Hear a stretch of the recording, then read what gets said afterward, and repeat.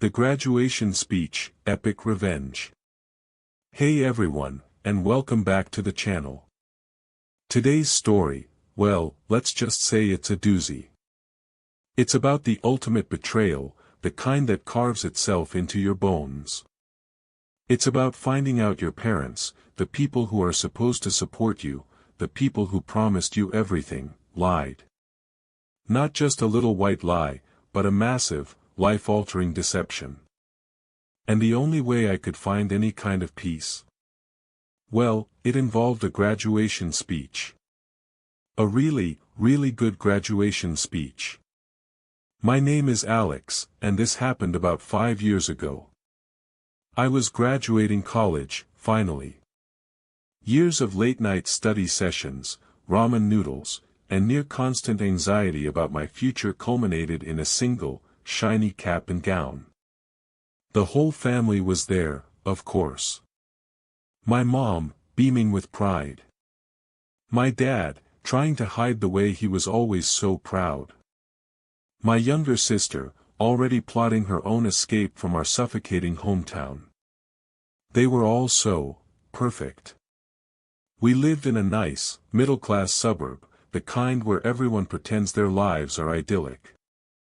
Rows of manicured lawns, perfectly painted houses, and a quiet hum of unspoken expectations.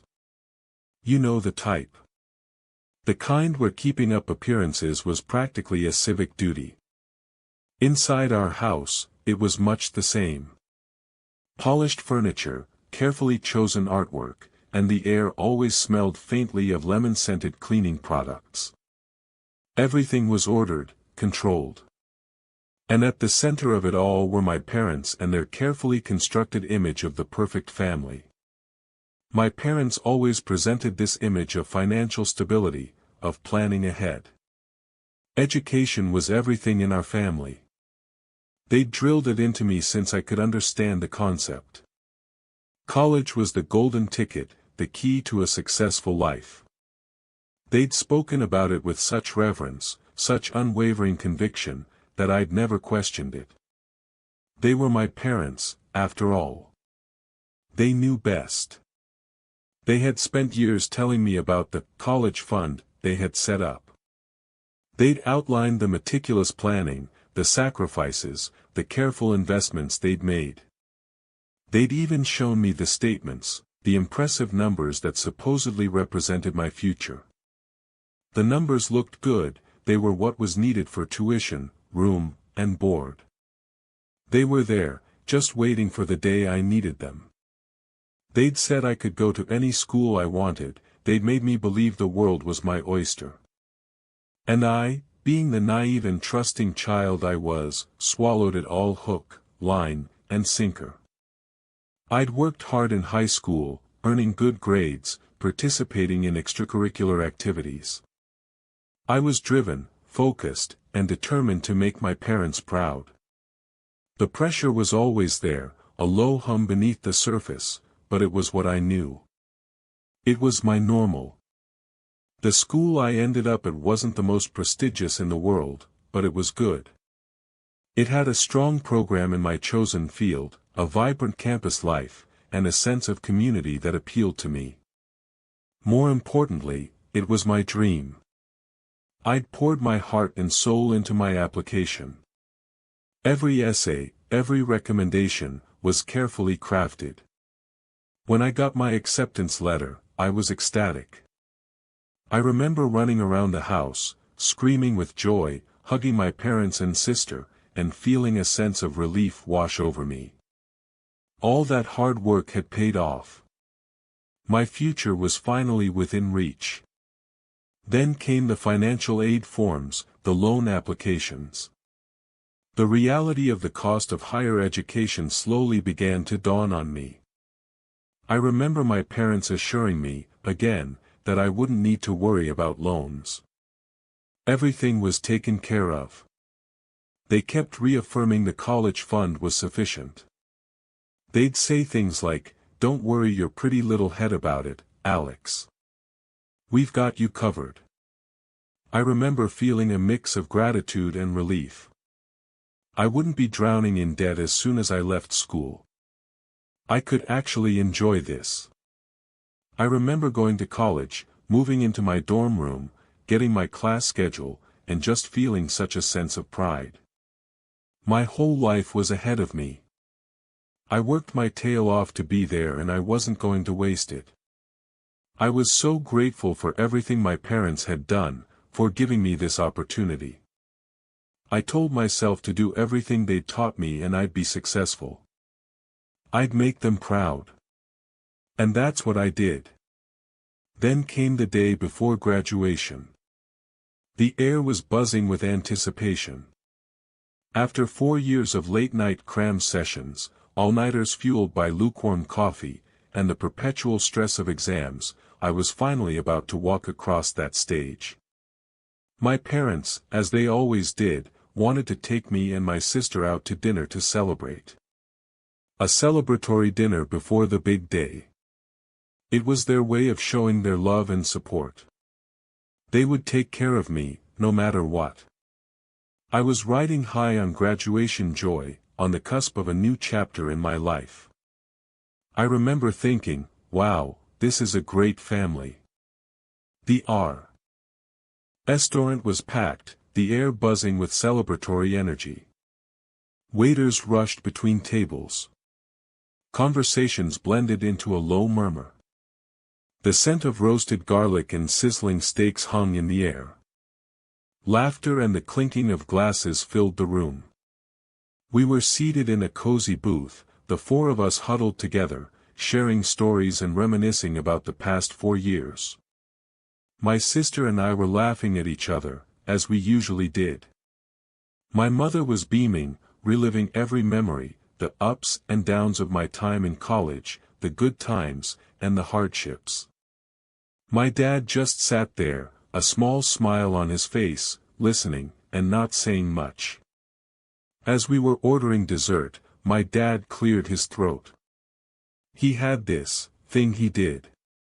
He'd get this strange, almost nervous look in his eyes when he was about to drop a bombshell, when there was something serious going on, when he was about to be less than honest. The kind of look that meant trouble, a feeling I'd learned to identify over the years. "Alex," he said, his voice a little too loud, drawing the attention of the people sitting at the next table, "we need to talk about the money." My heart lurched. I knew in that moment. I felt it. An icy tendril of dread snaked down my spine. Oh God, what's wrong now? I thought. What could possibly be wrong? It was a celebration. Everything was perfect. That feeling quickly vanished, replaced by a knot of anxiety in my stomach. My parents had been so supportive, so reassuring. What could possibly be so urgent that it had to be brought up tonight? "We've been reviewing our finances," he continued, avoiding eye contact, his gaze fixed on the half-eaten breadsticks on the table. "And, well, the college fund, it wasn't quite what we thought it was." My mom chimed in then, her voice a little desperate, "There were some unforeseen expenses, Alex. Things we didn't anticipate." Her carefully composed smile had faltered, her eyes darting nervously between me and my father. She didn't meet my gaze. Her usually perfect makeup seemed a little off, like she hadn't slept in days. I just stared at them. My head felt like it was filling with cotton wool. I knew I had to speak, but the words wouldn't come. The atmosphere in the booth had shifted, the celebratory mood replaced by an uncomfortable silence. I finally managed to choke out, "What are you talking about?" The words sounded small and fragile. "Well, basically," my dad said, finally looking me in the eye, his face a mask of forced composure, "the college fund, it was used up. Used up. Gone. The entire reason I'd been able to attend, the reason I'd thought I was going to graduate debt-free, had been a lie." The words hung in the air, heavy and suffocating. I felt my chest tighten. My breath hitched. I felt betrayed. It felt like someone had punched me in the stomach. Everything I believed about my parents, about my future, about my security, crumbled right there, in front of a half-eaten chocolate cake. The world tilted slightly on its axis. The warm glow of the restaurant seemed to dim. The happy chatter of the other diners faded into a muffled drone. It was like someone had pulled the plug, and all the air was slowly draining from the room. "So," I said, my voice trembling, struggling to keep it steady, you didn't save anything?" The words felt like a foreign language. "We thought we had," my mom stammered, her voice cracking. We made some mistakes. It's fine, Alex. You're graduating. And it will be okay." "Okay?" I repeated, the word tasting like ash in my mouth. "How is it okay? I have student loans." The realization washed over me like a tidal wave. The full weight of their deception crashed down. My entire future was suddenly uncertain. "It's just a couple of loans. You'll figure it out," my dad said, waving his hand dismissively. The words felt like a slap in the face. He had never been dismissive before. That's when my sister spoke up, her voice unusually quiet. She had hardly said a word all night. I'm going to the bathroom." She got up, her shoulders slumped, and walked away, avoiding my parents' explosion. I knew she was just as shocked, just as betrayed, just as angry. I knew she was escaping the inevitable fallout. I knew she knew. I felt fury building inside me, a slow burn that was quickly escalating into a raging inferno. The lies. The years of empty promises. The way they'd looked me in the eye and told me everything was fine, when it clearly wasn't. I wanted to scream, to yell, to break something. But all I could do was sit there, numb. I felt a strange disconnect, as if I were watching the scene play out from outside my body. I couldn't believe this was actually happening. This was my life. After a tense, mostly silent car ride home, the only sounds the hum of the engine and the strained breaths of the four of us, I spent the next few days replaying the conversation in my head. The sheer audacity of it. The casual way they'd alleged their deception. The way they'd treated it like some minor inconvenience. The way they'd failed to understand the gravity of the situation. The more I thought about it, the more my anger grew. The more I thought about the implications, the more devastated I became. I had worked so hard, made so many sacrifices, and it had all been based on a lie. They hadn't just failed me. They'd failed themselves, and their promise to me. They'd gambled with my future, and lost. And now, I was going to have to pay the price. I barely slept that night. I tossed and turned in my bed, replaying the conversation, searching for some explanation, some semblance of truth. There was none. Just their hollow words and my mounting sense of betrayal. I walked around the house in a daze, trying to make sense of it all. I couldn't look at my parents. I couldn't talk to them. I went out to the woods. I found a place I used to go to as a kid and just sat down. I stared out, thinking, and thinking, and thinking. And then, it hit me. They hadn't just failed me. They'd failed themselves, and their promise to me. They'd gambled with my future, and lost. They'd prioritized their own desires, their own comfort, over my future. I'd seen them do that before. They'd always put on a facade. They'd always wanted me to look happy, to make them look good. But, now, I didn't think I could anymore.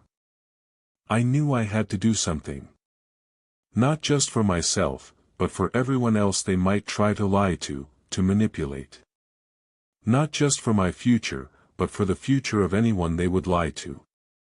The next day, I had to pick up my graduation gown. It hung in the plastic dry cleaning bag, the symbol of everything I had worked for, now tinged with the bitter taste of disillusionment. I felt like a fraud, dressed in borrowed robes, celebrating a victory that felt hollow. And, to my surprise, I was told that I was chosen to give the commencement speech. It was the dream. It was the validation of all the hard work, the countless hours spent studying, the sacrifices I'd made. After going through all the college life, and financial burdens, I was chosen. I hadn't written it yet. The thought was terrifying. Hundreds of eyes would be on me, and they expected an inspiring message. I'd always envisioned myself delivering a speech, but not like this. Not with this weight, this burning anger, this searing betrayal threatening to erupt from within. Now, I'm not usually the confrontational type.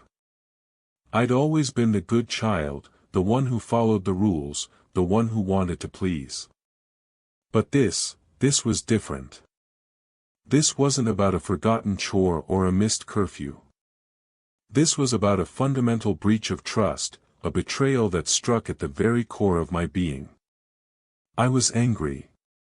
I was hurt. I was determined. I didn't tell them about the speech. They'd have tried to talk me out of it, or worse, they would have tried to control what I said. They would have been the ones who could talk you out of everything. They would have made excuses. They would have tried to minimize the damage, to protect their image, their reputation. And I wasn't going to let them. I started writing.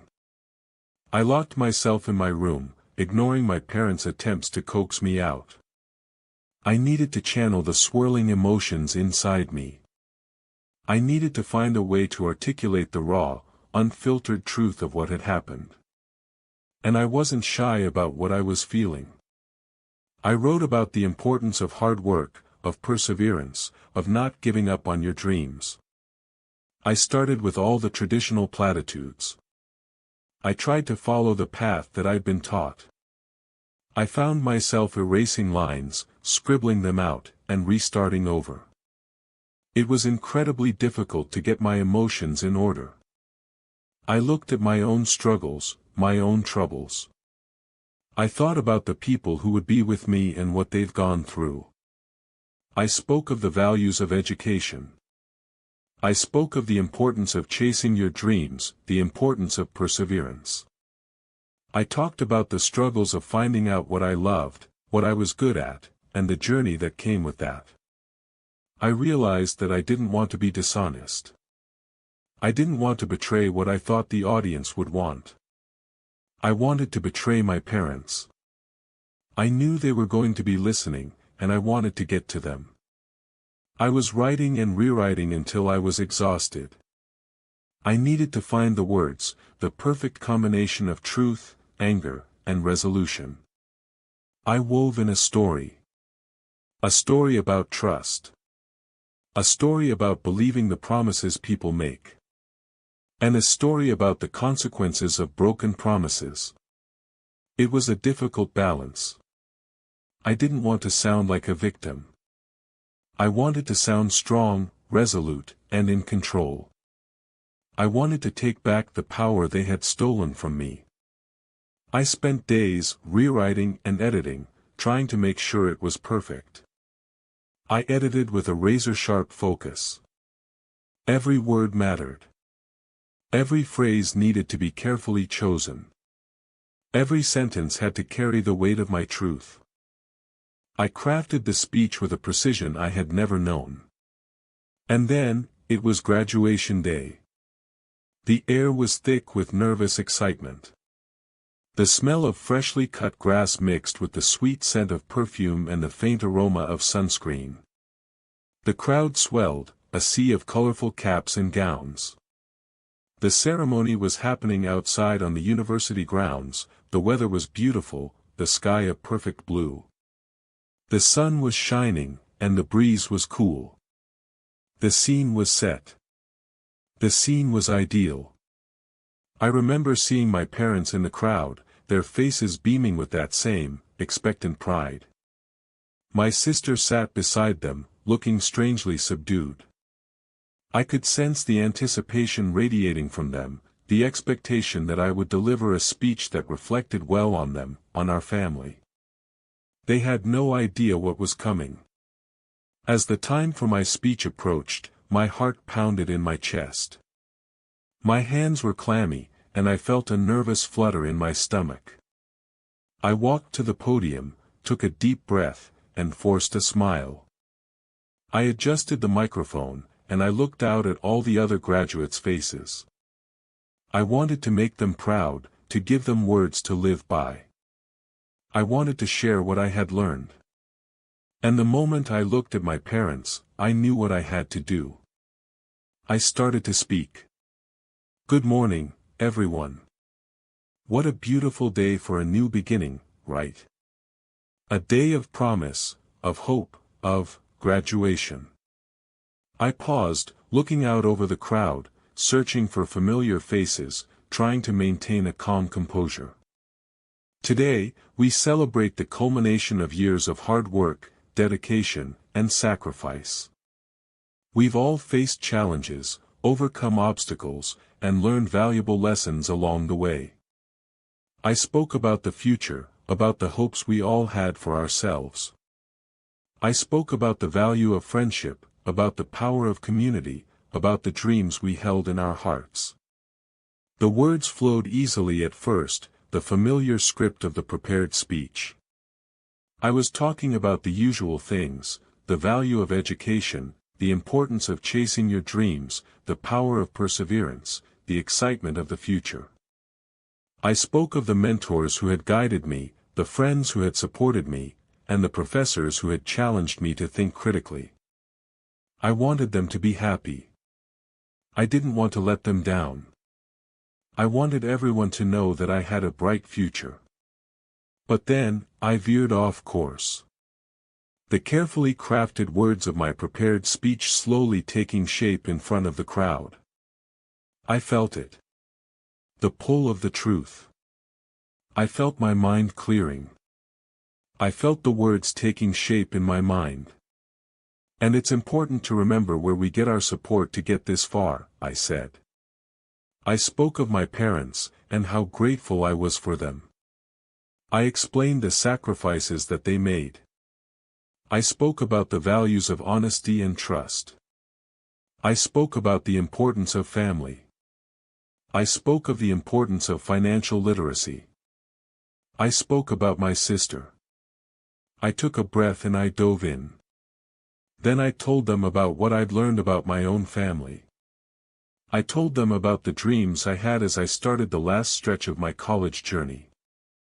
I was told that I would graduate with no debt, I continued, my voice gaining strength. And I was told that my college fund was more than sufficient to cover my entire tuition. My voice was clear, and strong. I could see the shock on the faces of the crowd, the subtle shifts of surprise. Imagine, then, my surprise, I said, my voice filled with emotion, my voice now cracking, when, the night before graduation, I learned that this wasn't the case. That the college fund was gone. That the promises made to me were broken. The air in the crowd seemed to still. I could feel the eyes of everyone on me, but my focus was only on my parents. My dad's face was reddening.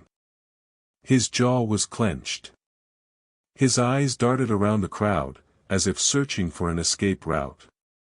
My mom's face had turned a shade of pale, the carefully constructed facade of pride crumbling before my eyes. Her eyes were wide, staring at me in disbelief. My sister, I realized, knew exactly what I was about to do. I knew it would take courage and I knew I had it in me. I let the silence hang in the air for a moment, just long enough to let the realization sink in.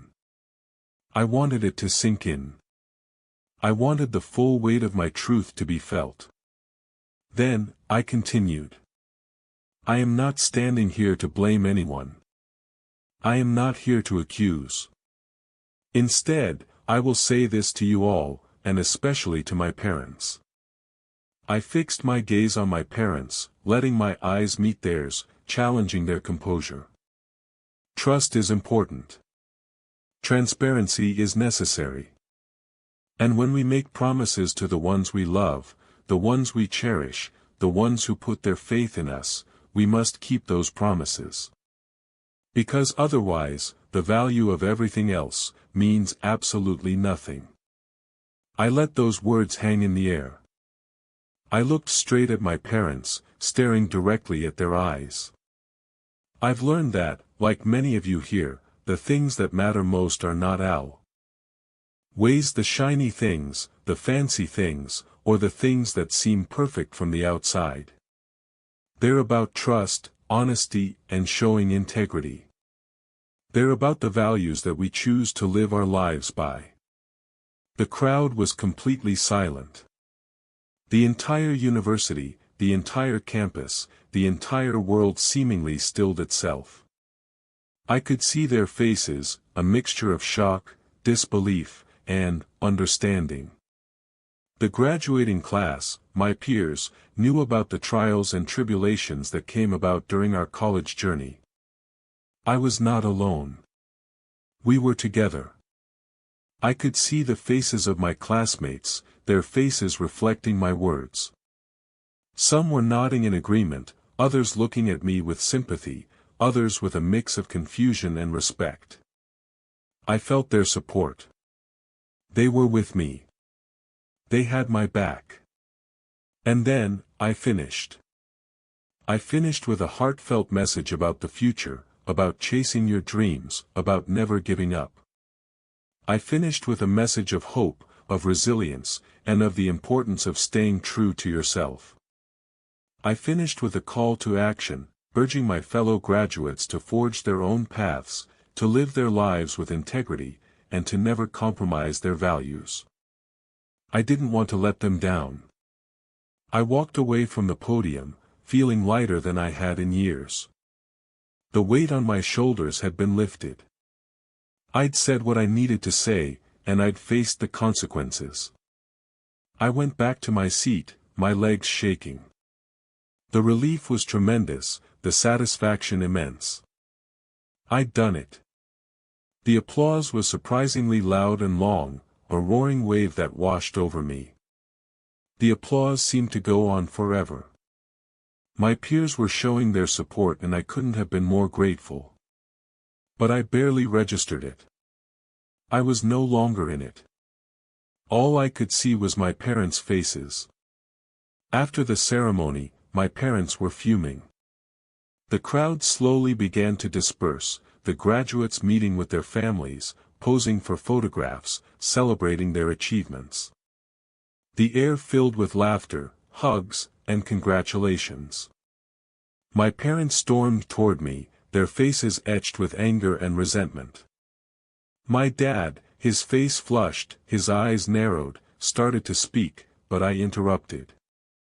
I cut him off before he could formulate the words to try and shut me down.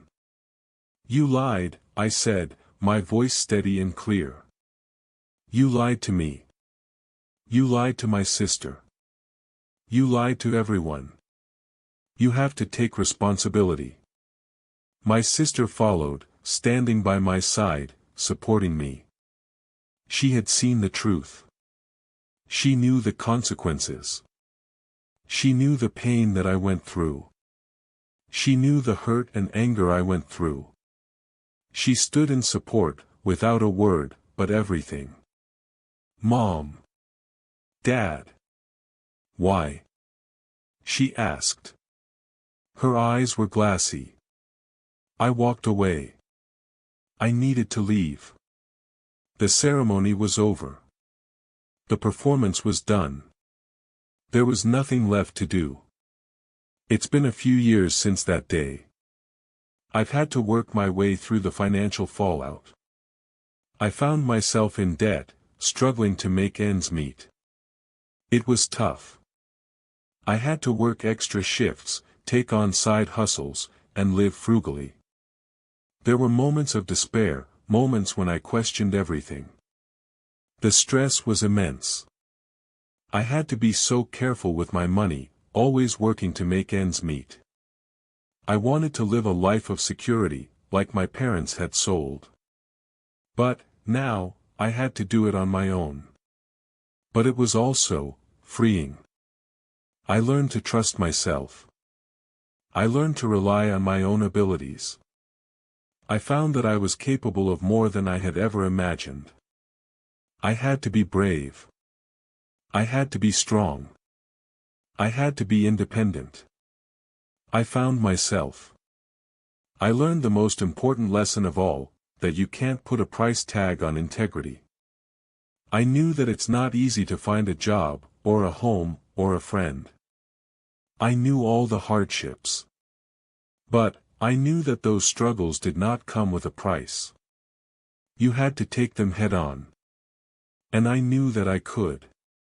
My relationship with my parents is complicated. We're cordial now. We exchange pleasantries, but the warmth is gone. There's a distance between us, a constant reminder of the chasm that was created that day. We don't talk about what happened much. The subject is carefully avoided. The trust is broken, and I don't think it'll ever be completely restored. There are days I don't want to talk. There are days I want to scream. There are days I question everything. But there are days where I know the truth. My sister and I have grown closer. We have a bond that no one can break. She saw the reality of what happened, and the relief and anger that came over us. She has shown her support, her love. But sometimes, when I'm having a bad day, when the weight of the world feels too heavy, I allow myself to look back on graduation day. I let the memories come. The feeling in the air as I spoke. The reactions of my parents. And I smile. It was my small act of rebellion, my small act of defiance. It was my truth. So, to all of you out there, if you've ever been betrayed, if you've ever been lied to, if you've ever felt like the rug has been pulled out from you, don't give up. Stand up for yourself. Fight for your truth. And sometimes, the best revenge is the truth, spoken loud and clear. The truth. It can change everything. So, what do you think? Would you have done the same? Or would you have handled it differently? Let me know in the comments below. And if you liked this story, please like and subscribe to the channel for more crazy stories. Thanks for watching, and I'll see you next time.